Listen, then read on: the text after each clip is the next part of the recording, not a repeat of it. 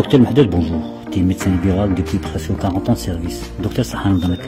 Docteur, le mois de Ramadan est une belle occasion pour se débarrasser de la cigarette. Et comment réussir ce sevrage tabagique durant ce mois sacré? Docteur. Salam alaikum. Je suis docteur en médecine de la promotion 1974 à l'université d'Oran. J'ai commencé à exercer en 1977 jusqu'à ce jour. On m'appelle à Telag où j'exerce ma fonction en privé. On m'appelle le doyen des médecins. C'est un honneur pour moi. J'espère ne pas les décevoir.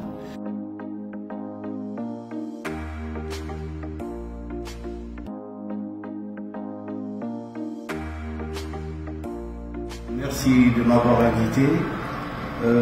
Aujourd'hui, en plein Ramadan, nous pensons à nos concitoyens fumeurs. Le tabagisme est un fléau extrêmement grave pour la santé de l'individu, de sa famille, de ses enfants, qui font malgré eux un tabagisme passif. Le plus important, c'est de se poser quelques questions. La question que je peux vous poser, et je vais y répondre, c'est quelle est, pour chaque individu, l'envie de vouloir fumer. Alors tous les prétextes sont bons. Les uns se disent pour se détendre, les autres pour faire comme les autres se sentir beaucoup plus à l'aise, et donc on ne peut pas essayer de régler le problème de cette façon. Donc il faut être un peu plus pragmatique pour leur expliquer que le tabagisme est un fléau dangereux et pour la famille et pour l'individu. La deuxième question, qu'est-ce que le tabagisme? C'est un état de dépendance de pouvoir fumer qui dépend d'un alcaloïde qu'on appelle la nicotine. La troisième question, quels sont les méfaits du tabagisme? Le tabagisme endommage l'arbre bronchique, la sphère ORL, la cavité bucco-dentaire et in fine atteindre les organes nobles qui sont le cœur et le cerveau par une diminution progressive de l'oxygénation et à plus ou moins brève échéance une cancérisation qui est l'ultime but de ce fléau. La quatrième question dépend de ce que nous dit à l'échelle mondiale l'OMS, qui n'arrive pas à juguler ce fléau malgré les efforts considérables en personnel et en finances.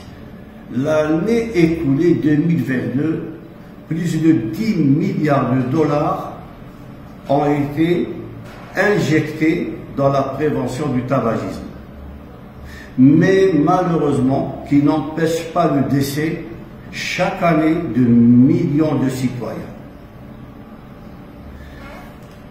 Comme c'est le mois de Ramadan sacré, quelles sont les possibilités de ce mois sacré pour pouvoir éviter de retourner à la cigarette? On a eu toute la journée sans cigarette, pourquoi ne pas continuer? Ça, c'est une des possibilités que quelques-uns pensent faire. D'autres, ils ont l'opportunité à saisir qui est l'impact religieux de ce mois sacré. Le tabac est mauvais pour la santé, je suis un religieux, je fais la prière, donc j'essaie psychologiquement de pouvoir me convaincre que la cigarette me fait mal. La troisième possibilité, c'est lorsqu'ils viennent chez les médecins ou à la télévision de voir des situations extrêmement graves, de gens qui ont eu la trachéotomie pour pouvoir respirer. Ils respirent uniquement par des tuyaux. Et alors là, quelques-uns, ils sont extrêmement sensibles et d'autres, effectivement, ils sont sensibles, mais malheureusement, quelques temps après, ils oublient. Et donc, le reste, ce sera un problème individuel. On ne peut pas donner une recette à tout le monde. Chacun, à sa façon, va pouvoir faire ce qu'il peut pour pouvoir arriver, puisque tout le monde est d'accord que le tabagisme tue. Alors, chacun doit chercher sa petite solution individuelle. Je pense que nous n'aurons jamais arrêté cette histoire de tabagisme. Il faut encore et encore et encore répéter, toujours et encore la façon de pouvoir